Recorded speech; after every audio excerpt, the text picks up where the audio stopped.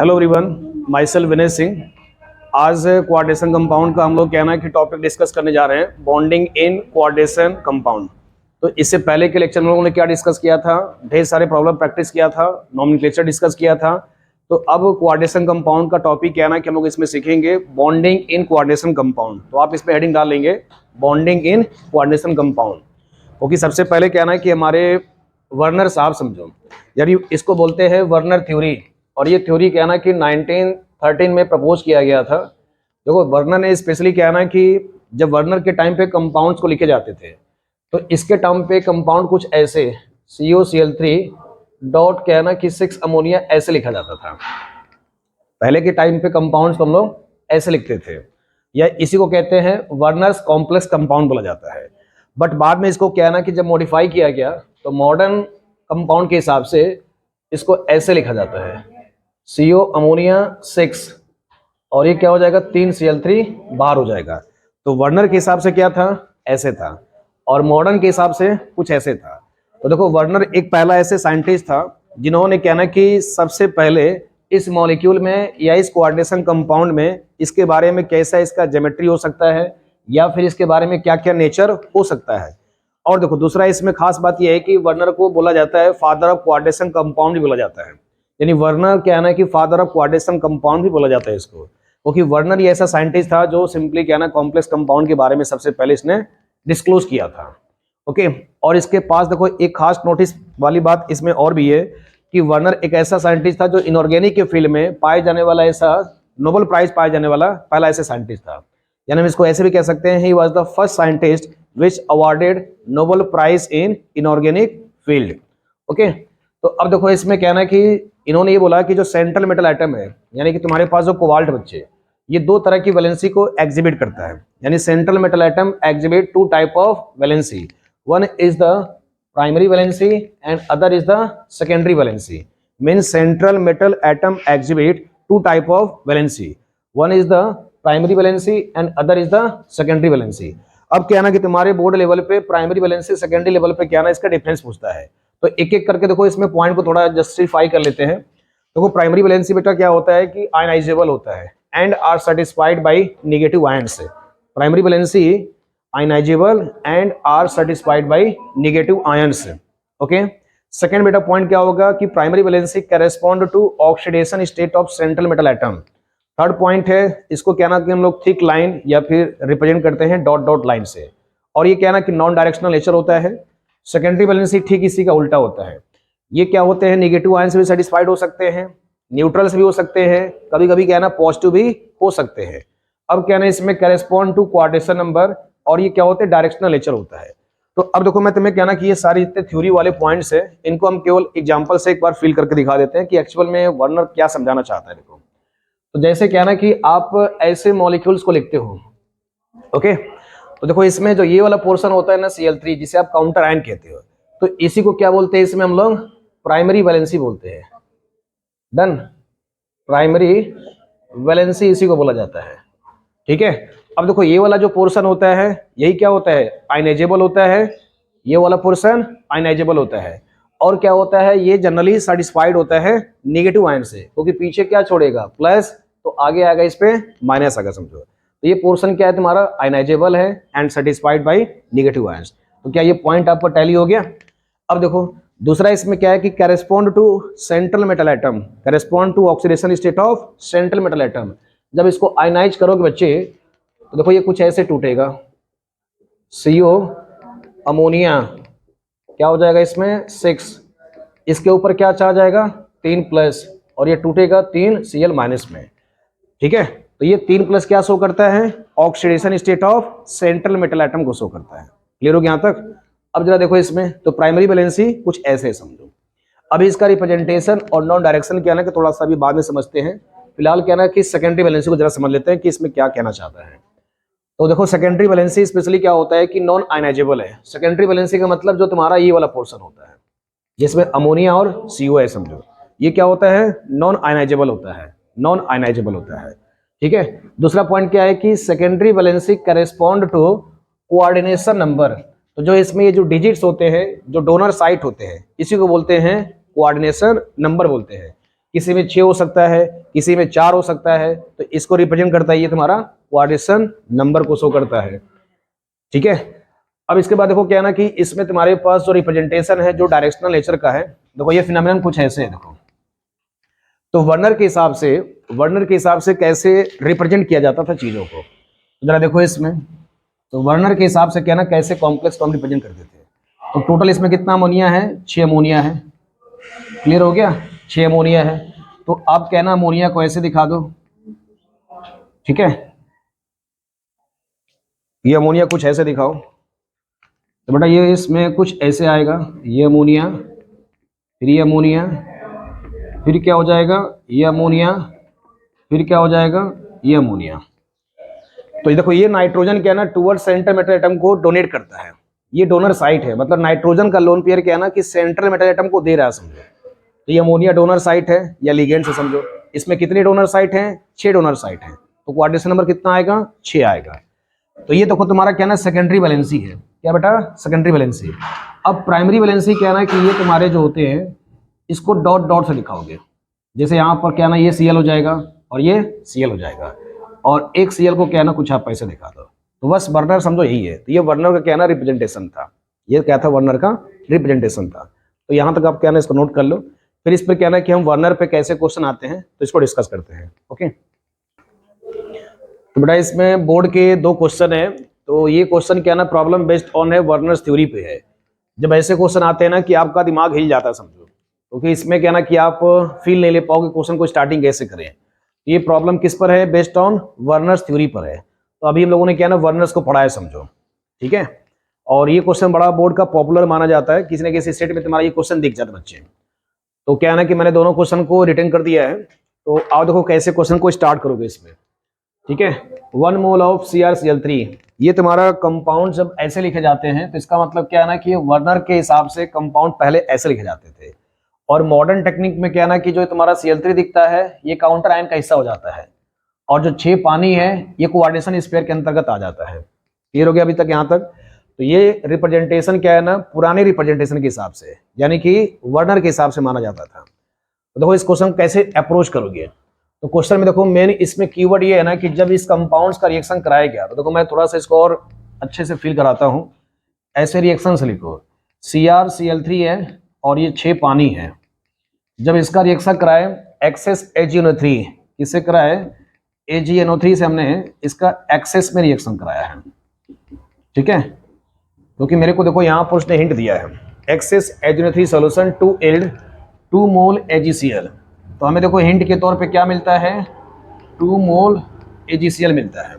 ये इस क्वेश्चन का क्या बेटा हिंट है समझो, यानी हमें 2 मोल AgCl मिलता है। तो इस क्वेश्चन में ये पूछा गया है कि राइट द स्ट्रक्चरल रिप्रेजेंटेशन या राइट द स्ट्रक्चरल फॉर्मूला क्या बन सकता है इसका स्ट्रक्चरल फॉर्मूला क्या बन सकता है।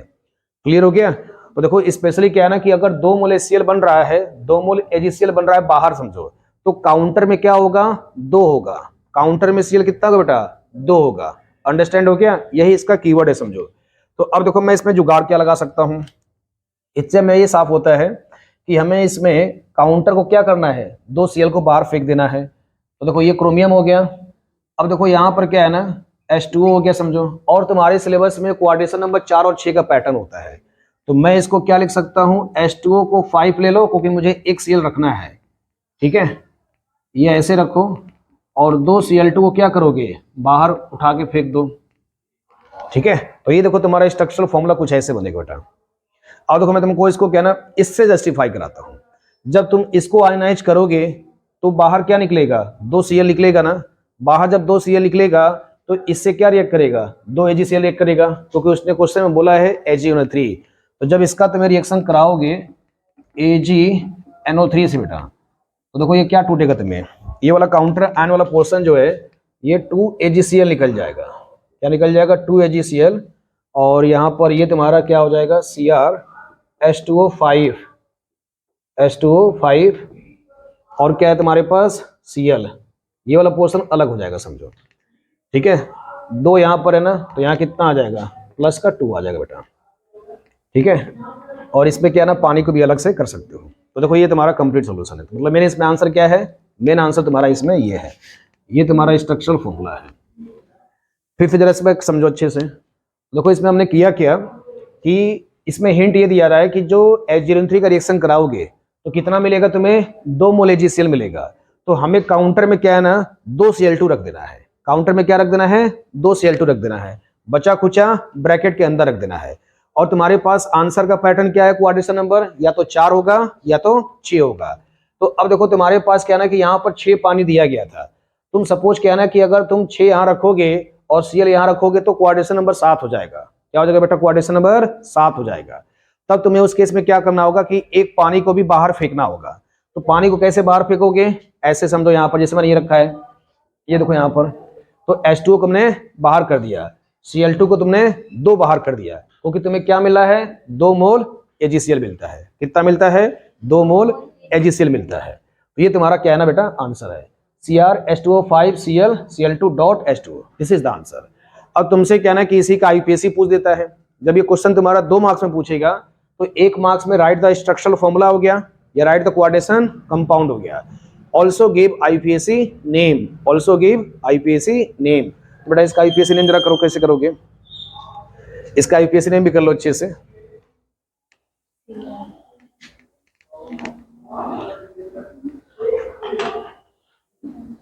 ओके अब देखो मुझे बेटा इसमें क्या लिखना है, IUPAC लिखना है।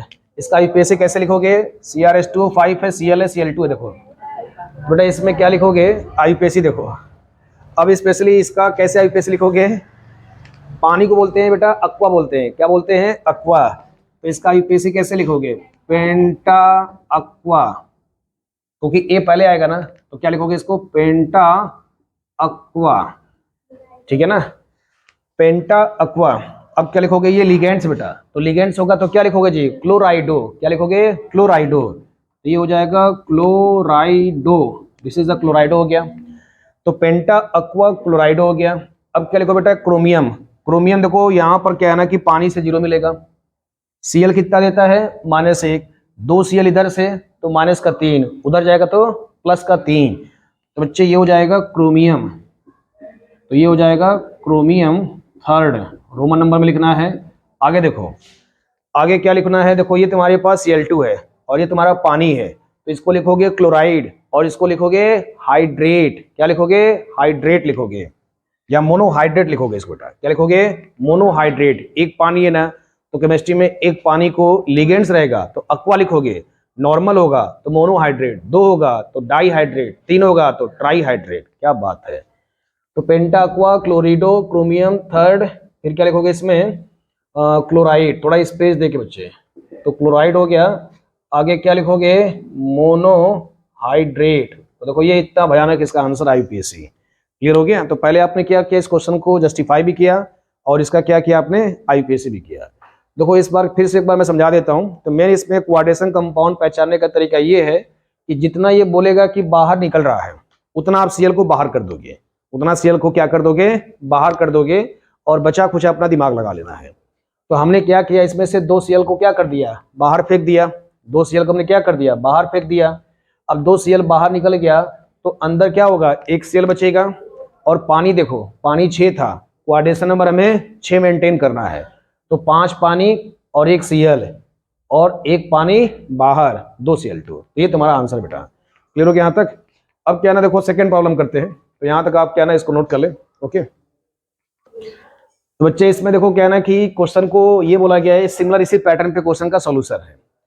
COCl3 ये क्या ना वर्नर का फेवरेट कंपाउंड है। वर्नर के कंपाउंड ऐसे लिखे जाते थे, is mixed with AgNO3, 3 mole are precipitated per mole of a compound. ठीक है ना, यानी कि इसमें इस मॉलिक्यूल को पर मोल के हिसाब से रिएक्शन कराया गया तो 3 मोल क्या है ना प्रेसिपिटेट होता है AgCl का। तो क्वेश्चन में क्या पूछा गया है, राइट द केमिकल फॉर्मूला या right the coordination formula, also right the IUPAC name. जरा देखो कैसे करोगे।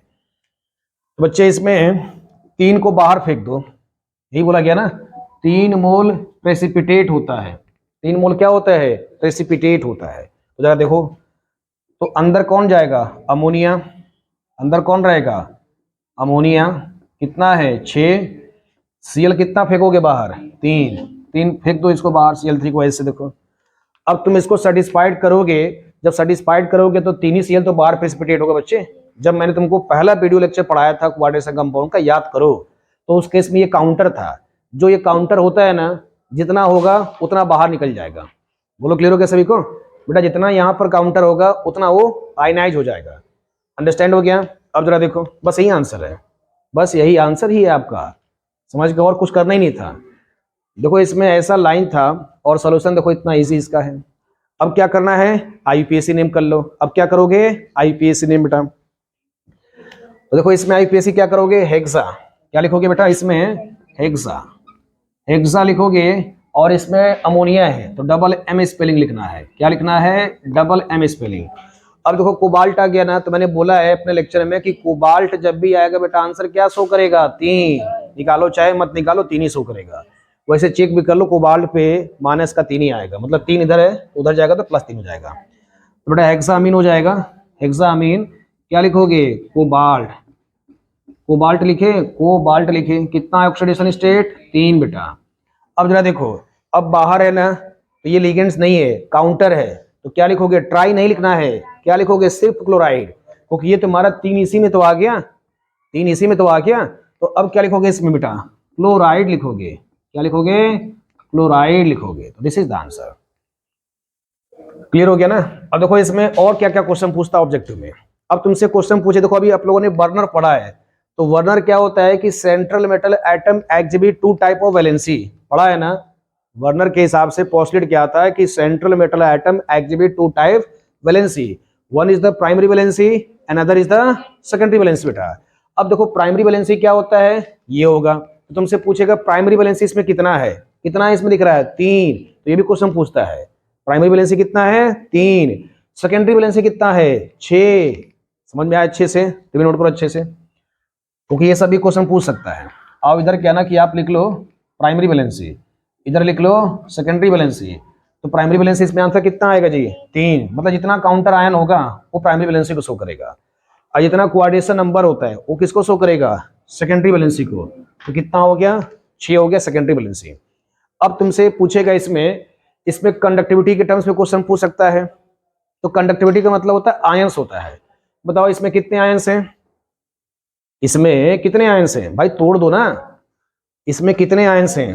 अब जब तोड़ोगे बच्चे, देखो CO अमोनिया 6 है, Cl3 है, तो देखो जब तोड़ोगे तो देखो ये ऐसे टूटेगा, CO अमोनिया 6, जब इसको तोड़ोगे, जब तोड़ोगे तो भाई इस पे प्लस आएगा ना, तो कितना प्लस है? 3 है ना इधर का, तो 3 इधर चला जाएगा, तो 3 प्लस, पहले प्लस लिखा जाता है बाद में माइनस लिखा जाता है बेटा। ये कितना आ जाएगा? 3Cl minus.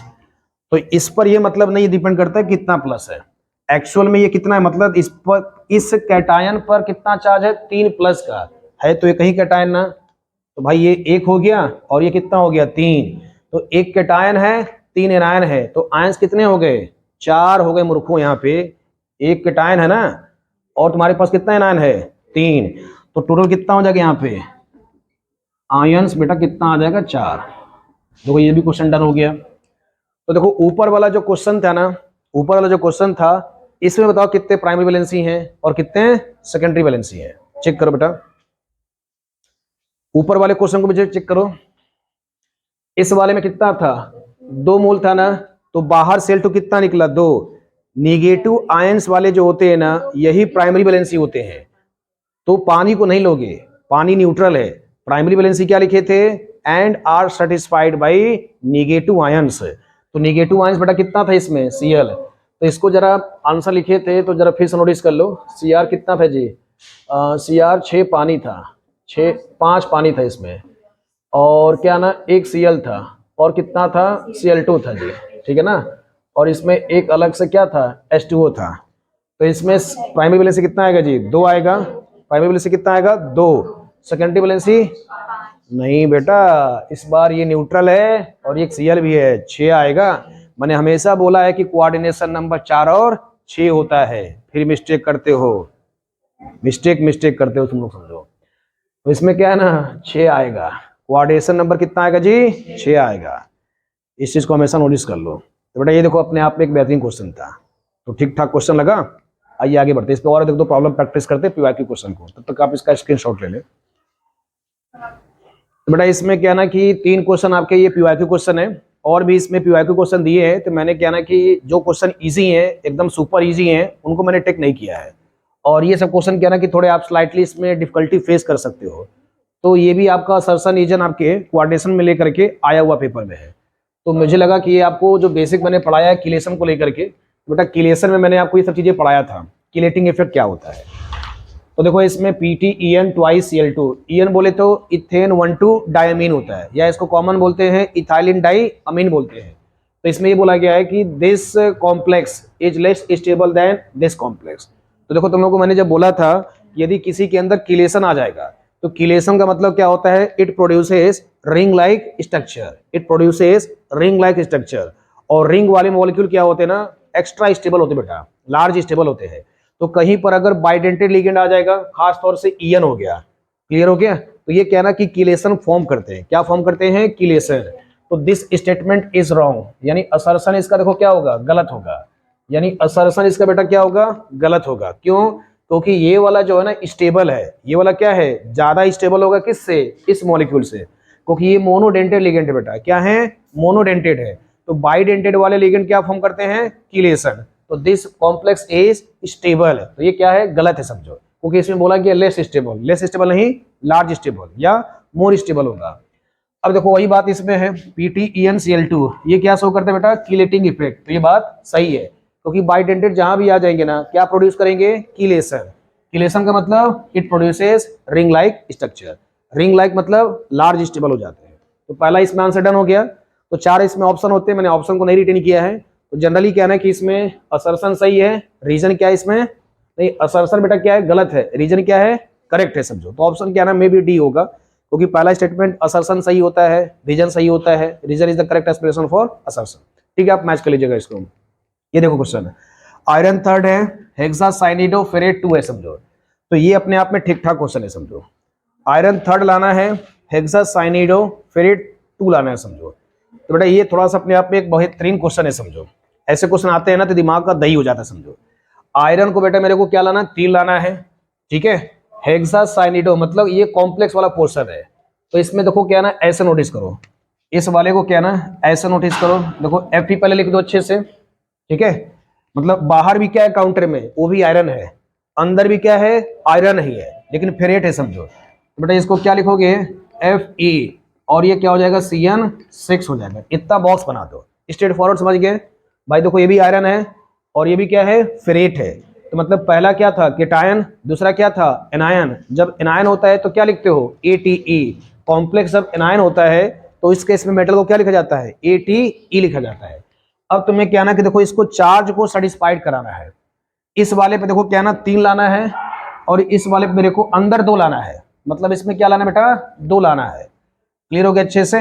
अब देखो 2 कैसे लाओगे, तो सपोज क्या ना कि मैं अगर यहाँ पर 3 लगा दूं, जब इसको आयनाइज करोगे तो 3 इसका इधर आ जाएगा, और मैं यहाँ पर क्या लगा दूं, सपोज अगर मैं इसको यहाँ बेटा, सपोज अगर इसको आयनाइज करोगे, अगर मैं इसको 4 लगा दूं यहाँ पे, तो जरा चेक करो, जब ये जाएगा तो 4 इधर चला जाएगा, चेक करो जरा अच्छे से, ये 4 कहाँ चला जाएगा, इस वाले पे, तो FeCN6 हो जाएगा। जरा इसको एक बार फिल्टर कर दो, थोड़ा इसको पोस्टमार्टम कर दो।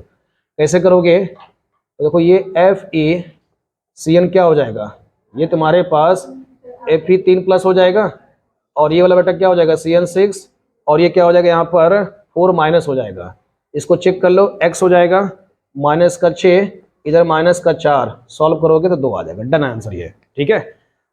तो देखो तुम ऐसे वाले जब क्वेश्चन आते हैं तो पहले स्ट्रेट फॉरवर्ड लिख लो, फिर क्या ना ऑक्सीडेशन स्टेट को जस्टिफाई करो। तो ये करने का तरीका होता है, देखो दिस इज एक्चुअल मेथड। आ जाओ इसको चेक करो, टेट्रा अमीन है देखो, तो टेट्रा अमीन का बेटा मतलब क्या हो गया, स्ट्रेट फॉरवर्ड लिखो, टेट्रा मतलब 4, तो जैसे दिया गया ना वैसे निपटा दो, तो 4 हो गया।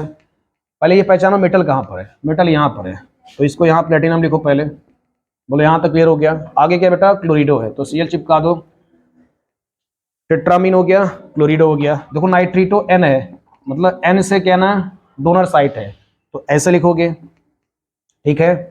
अब देखो 4 शो करना है मेरे को, तो इधर से क्या मिल जाएगा, 1, इधर से भी 1, तो 2 हो गया। अब सल्फेट क्या ना, तुम सल्फेट में कितना रखोगे, 2 रखोगे, नहीं वैसे इतना होता ही है, ठीक, इतना ही आएगा। सल्फेट बेटा 2- चार्ज होता है, चेक कर लो, X हो जाएगा 0 हो जाएगा, -1, -1, -2, तो -4 उधर जाएगा +4, तो आंसर सही है। समझ में आया? तो कोई आपके बेहतरीन क्वेश्चन में से एक थे। आई होप कि आपको ये लेक्चर बेहतरीन लगा होगा। ओके, और भी अगर आपके क्वेश्चन हैं तो आपको मेरे को क्वेश्चन सेंड कर सकते हैं। Okay, thank you.